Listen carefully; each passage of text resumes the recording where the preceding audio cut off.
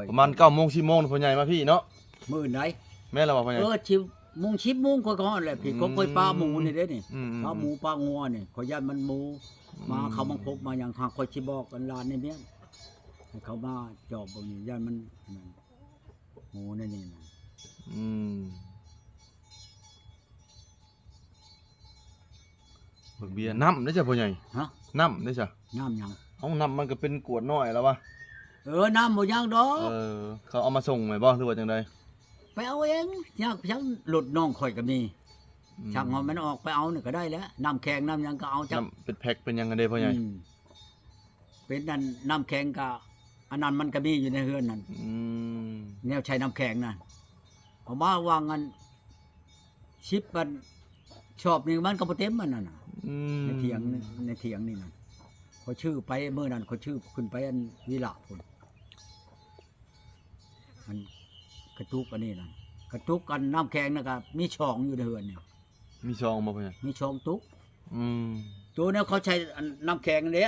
อันนั้นตัวสำคัญมัน อืม เอามาเลยก็น้ำแข็งแน่น้ำกินแน่บัดนี้ อืม เอามาเนี่ยมันยากดอก บ่พ่อใหญ่ไผสิซื้อในมื้ออื่นน่ะพ่อใหญ่ อะไร ทีมงานนี่แม่นมันบ่ เออ เบียร์บ่คนละแก๊สบ่นั่นน่ะบ่ คอยบอกมันนี่รับบ่ว่ะ คนละ คอย แก๊ส ขอ เนาะ นั่นได้เบิดแล้วแหละ เออ ได้ได้แล้ว ได้ เนี่ย ได้ หัวหน้าเพิ่นอันลูกชวันเอามาให้คนนี่เด้ อืม เรียน แก๊สหนึ่งบ่พ่อใหญ่ แก๊สหนึ่ง ฮะ ขึ้นไปเบิ่งก็เด้ อืม ชุบนั้นขึ้นไปอันนี้เอาอันนี้แล้วขึ้นไปโอ้เบียร์บ่แม่นเบียร์ลาวเบียร์นี่นะเบียร์มาจากเมืองนอกได้ชื่อเพิ่นว่า เออ จักมาแต่ใช้แล้วคนก็บ่ฮู้ว่า อืม อันแปลว่าล้างมัน มัน สี กิน เขียวๆนะ มันกินได้บ่เบื่อเลยพ่อเนาะพ่อใหญ่เนาะ ฮะ มันกินได้บ่เบื่อเลยพ่อเนาะพ่อใหญ่ โอ้ย มันได้จังเบื่อว่าบ่แม่นแนวที่เอามาเบื่อกัน เนาะ เราก็บ่แม่นเด็กน้อย ขนาดพันทูเลยเออ กินแล้วพากันเมาแล้วเนาะพ่อใหญ่เนาะ โย พ่อใหญ่อย่ากินหลายได้อเบียร์นะพ่อใหญ่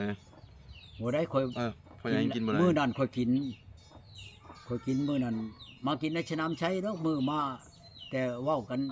เรื่องกับเมียข่อยแหละ อืม แล้วมากินนี่อ๋อที่บัดมากลางคืนรถ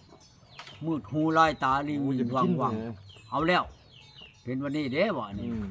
ตายเบียร์คุมแล้วอ่ะบัดนี้นะ จากเคยคุมผู้ชาวเบียร์กุมคืนเนาะพ่อใหญ่เนาะ อืม บ่แพ้เบียร์แล้วดิเพิ่นบ่ได้โทรมาอีกบ่พ่อใหญ่อย่าเลยบ่ยัง ไป มีจัง มิดชะม้อยเลย ยันว่า ไป โทร บอกห มา มู่เด้ ยันว่าเพิ่นโทรมาห้ามลงคลิปลงหยังเด้อพี่น้อง บ่เบาแพทย์น้อยบอกออกให้ข่อยแล้ว อืม ข่อยให้บอกออก เลิกกันในเสาจังเนาะพ่อใหญ่เนาะ อืม อยู่ว่ายังโทรมันเนาะบัดผู้สาวเด้อจ้ะพ่อใหญ่ผู้สาวแถวบ้านแถวยังฮู้แล้วบ่ป้าเมียบัดนี้ โอ้เขาก็ฮู้ เนาะ จักแล้วคง เขาว่า คลิปลงยังไง เอ้าป้าเมียช่องชะมือมีผู้ชาวเลยมันบ่แม่นผู้ชาวชาวนางเอาหมูมาชงวันนี่เด้เขาเอาผู้ชาวเขามีผู้ชาวผู้หนึงมาแต่พุ่นละอันเอ้ยน้องกับเมียข่อยนี่แหละ อืม แต่ว่าคันเว้าแล้วนะเอื้อยนะผู้นี้นะ เออ ข่อยเว้าชื่อนี่แหละระวังเด้ออันเจ้านั่นว่าห่วงข่อยเอ้ามื้อนั้นดึงข่อยเมียนได้มื้อนั้นน่ะ ผู้ใดผู้ใหญ่นะ เอาเอื้อยบ่นั่นแหละ โอ้ ดึงข่อยเมียนอยากให้ข่อยชื่อเบียร์ให้กินบ่ข่อยออกมาหมู่มื้อแหละจนมันเว้ามันว่าคันน้องข่อยบ่เอาข่อยเอาแล้วเจ้าน่ะข่อยบ่ตีหยังดอก เออ ข่อยบ่คือน้องข่อยดอกโลโกเกนี่ว่าสิมื้อนั้นก็ยังเว้าอยู่มื้อข่อยไปนะผมยาแล้วอ่ะ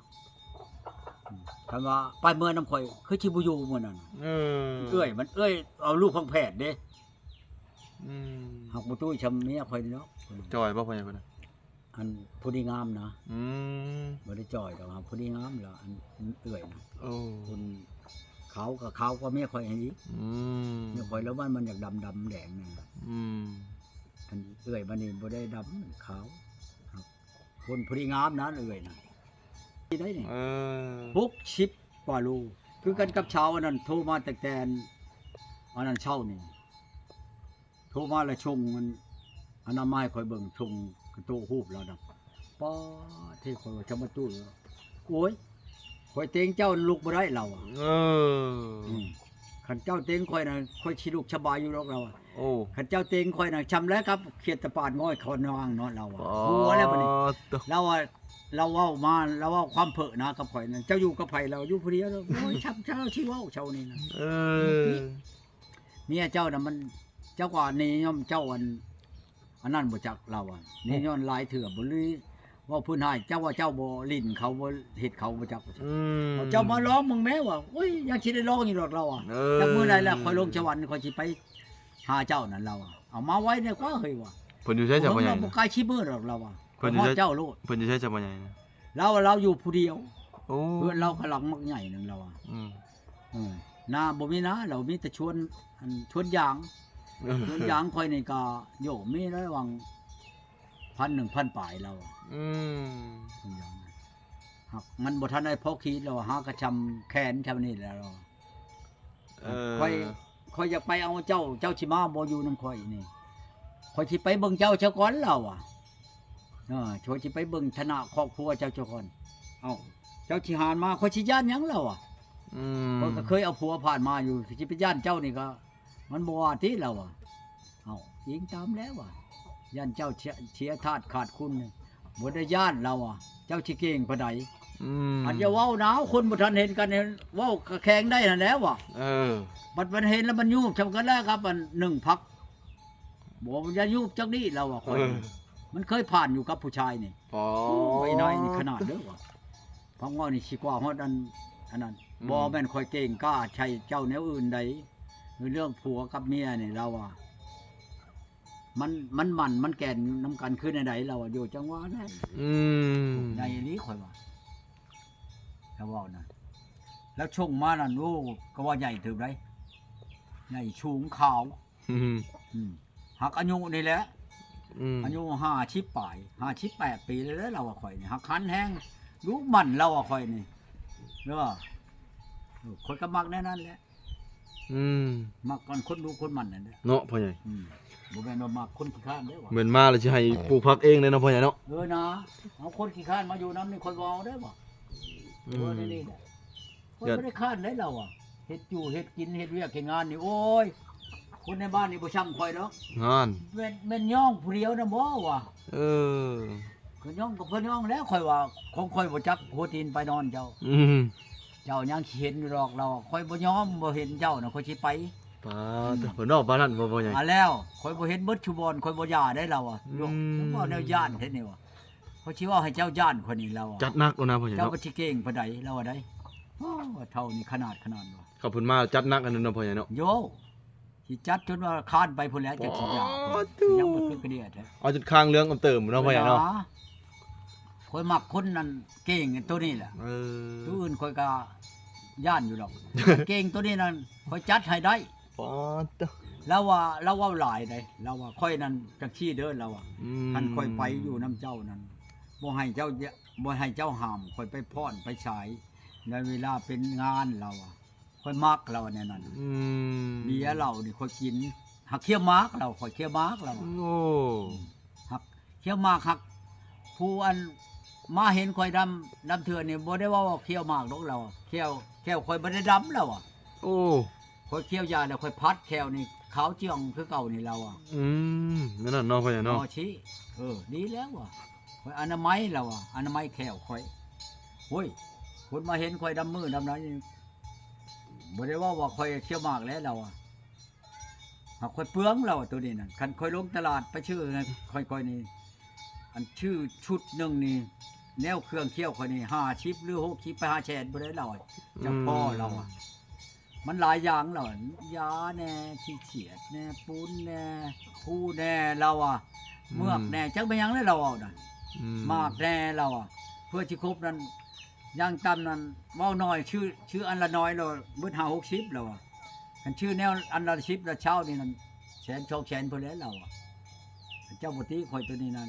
เอาได้ข่อยก็เอาเมีย1 2เมียเลยได้ว่าอันเอาเมียอันเที่ยวหมากนี่แม่บักแล่นี่ อืม เที่ยวหมากนี่แม่ครับนี่ดูดยาปลุกช้ำอีบับนี่ก็ดูดยานี่เนี่ยวันชื่นเมื่อกับวันชื่นนี่ก็ยานพิชังยาเผ็ดบริยาอย่างมื้อ1 2ห่อบ่ได้ขาดจักมื้อนี่ อืม ปัดอันอยู่อันบ้านกังนี่กระดูดยาอยู่ห้วยลาดกระดูดยา โอ้ อยู่อันบ้านนั้น อันนี้ช่องคนดูดยาเบิดนี่อยู่ชะมวยนี่ สูบยาสูบบ่ได้พ่อใหญ่ ยาโชคนี่แหละ ว้าตัวผู้หญิงก็สูบยา ผู้ใด เนาะ ครับนี่ให้เจ๊แล้วดูดยาเบาครับยาคอกควายยาอันบ่แม่นยาชอยนั้น ยาของใหญ่ๆบ่พ่อใหญ่ ยาคอกใหญ่ยา เอาไปตองท พุ่น ำเอาไปตองทำเอาเนาะพ่อให ใบ ญ่เนาะ ตองหำใบกระแดงพุ่นเรา ว้าตัว ทำยาเราโชคนะ เกิดยาอีปกบ่พ่อใหญ่ อ ที่ลึกนี่เนาะดูดบ่หนึงเมาจนเกือบสลบบ่พ่อใหญ่ บ่ได้เว้าครับดูดยาว่านั่นน่ะเขาอนามัยได้ คือกันกับอีนายคุมือนี่กระดูดยาบูบเมื่อคุมือนี่ อืม บัดที่ดูดแหละหางยาช้องอีนายนี่เราลงมาลังคือเราลงมาตลาดมาดูดูนี่ดูดยาแล้วเราทิ่มแล้วเราขึ้นไปแล้วเรากันบ้วนปากบ้วนหยังแล้วข้างในเราจะเข้าไปนอนไหน ที่ดูดอยู่ด้านเราก็ดูดได้เราก็หูจักอยู่เฮาบ่ได้ดูดนั่นนะมือหนึ่งช้องห่ออันนี้นะยานั่นเอ้ยแห้งเต็กชามชี้ห่อพุ่นเอ้ย พี่ลึกตรงไว้เนาะ อันนี้ค่อยนึงชมบ่ได้แล้วถือกินยาหมู่นั่นก็จนอยากล้มแล้วผมบ่ได้ดูด แม่นแล้วมันคิวเนาะพ่อใหญ่เนาะ มันคิ้ว คิวยาปลุกให้คิวแห้งพ่อใหญ่ โอ้ยอย่าปลุกแห้งเต็กแล้วยาอันคอควายนั่นค่อยไปบ้านพ้นตาดนี่เขาเอาให้ข่อยนี่ยาอันคอควายนั่นปลา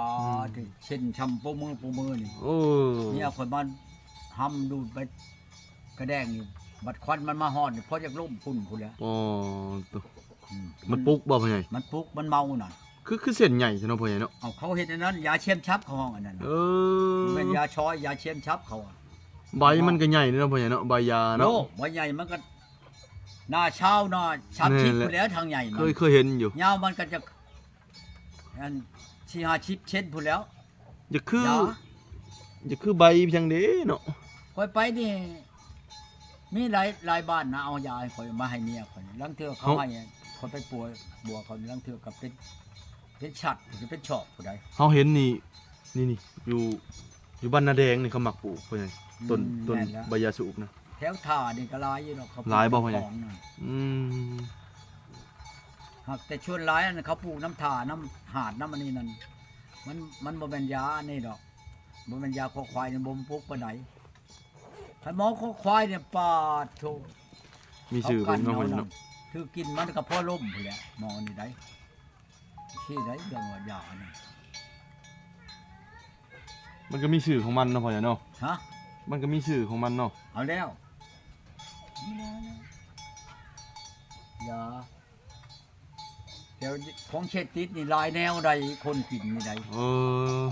แม่นเนาะพ่อใหญ่เนาะ หลายแนวใดบ่แม่นแนวคันค่อยเว้าแล้วนี่หมอนี่พอเอา